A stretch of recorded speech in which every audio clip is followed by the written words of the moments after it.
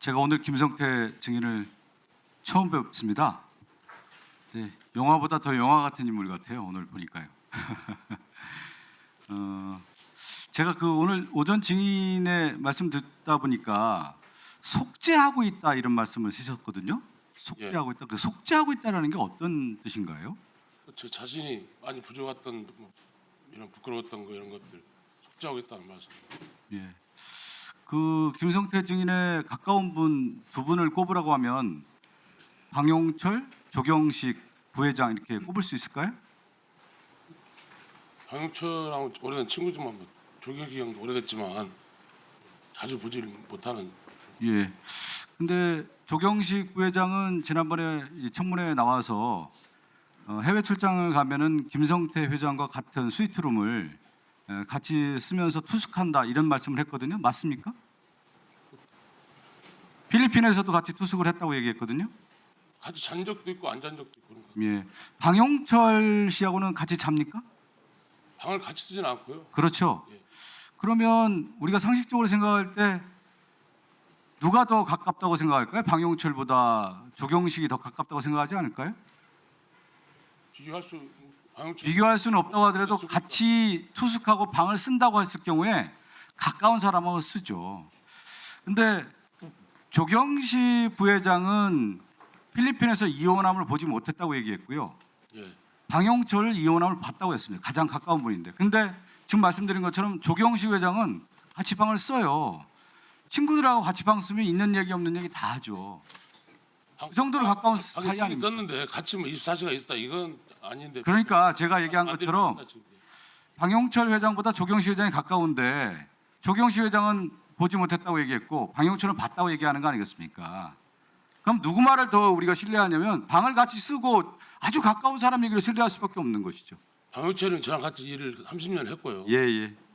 조경식 제가 상식적 수준을 얘기하는 거예요. 아닙니다. 예. 조경식이 그냥 방을 같이 쓰고 현재 필리핀에서 같이 호텔에 투숙했다고 하면 이런 얘기 저런 얘기 다 할 수 있는 것이고, 또 하나 우리가 이제 측근이라고 얘기했을 경우에 이 사람들이 왜 이런 얘기를 할까 또 따져볼 수 있잖아요. 가신들이잖아요. 가신들 쉽게 얘기하면 가신들의 경우가 두 가지의 필요 충분히 조건 갖췄을 때 그 사람의 이제 진술들이 이루어지는 거고 적대 세력과 결탁한다 이렇게 얘기를 해요. 그게 뭐냐면 내가 모시고 있는 주군이 상당히 어려울 때, 몰락할 위기가 있을 때, 그리고 자신의 안위의 위기가 올 때, 이 두 가지가 충족이 되면 적대 세력과 연합과 결탁한다. 이게 보통의 생각의 수준이죠. 근데 방영철은 우리가 상식적으로 또 얘기를 해보면 수사를 받아요. 이화영과 같이 공범인데 외환거래법, 국가보안법 다 집행유예 받는데 이화영은 7년 8개월 받습니다. 그러면 우리가 또 생각을 해보자고요. 그러면 방용철은 검찰과 결탁했다 이렇게 생각하죠. 그렇게 생각하지 않습니까? 우리 김성태 증인? 답변해도 됩니까? 예, 간단하게 해주십시오. 이화영 부지사님은 뇌물이 6년이고 외환가입법 1년 6개월입니다.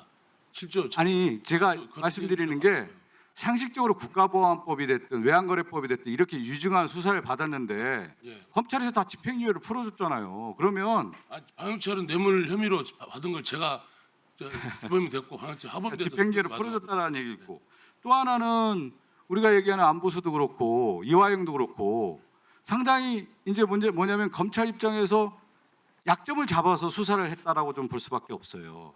그러니까 왜 우리가 2023년 5월 17일 날 이 얘기를 많이 하냐면 그 당시 5월 17일 비포 애프터가 달라요. 가장 다른 이유가 뭐냐면 이화영의 진술이 바뀌는 거예요.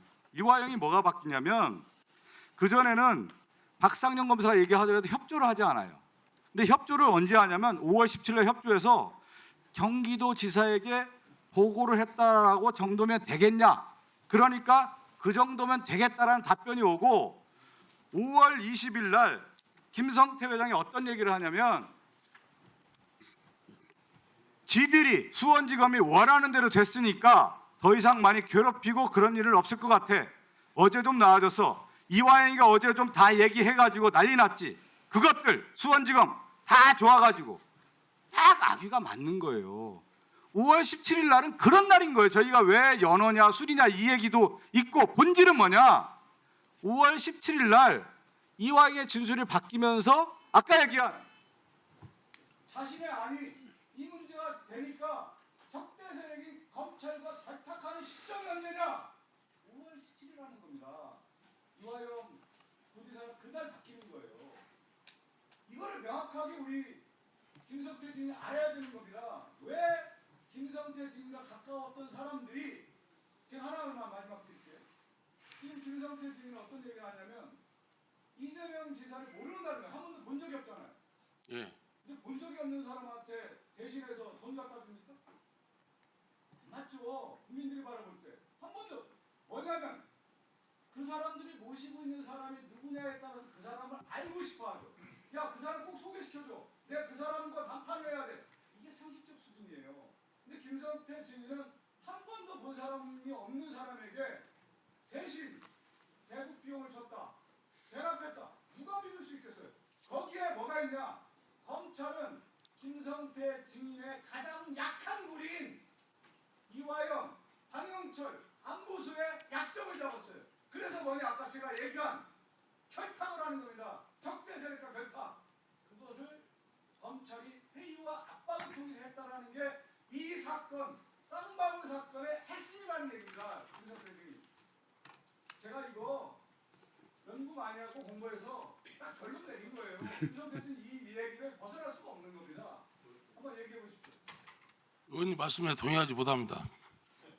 어떤 부분에 동의하지 마. 한 번도 본 사람이 없는데 아니, 배신합니까? 황영철이 검찰하고 딜할 것도 없고요. 황영철이는 단순한 뇌물 공여자였습니다. 그 제가 지지해서 돈을 줬다고 이화영 씨 뇌물 줬다고 해서 황영철은 집행유예 받은 거고 저는 그걸 실형을 2년유를 받아냈습니다. 지금. 그 부분이 설득이 안 되는 거예요. 지금 김성태 증인이 그렇게 얘기하고 황영철 오늘 왜 안부수 안 나오고 그랬어요? 제가 얘기한 것처럼 김성태 증인의 가장 약한 고리는 안부수, 황영철 일관되게 그 진술을 할 수밖에 없는 겁니다. 지금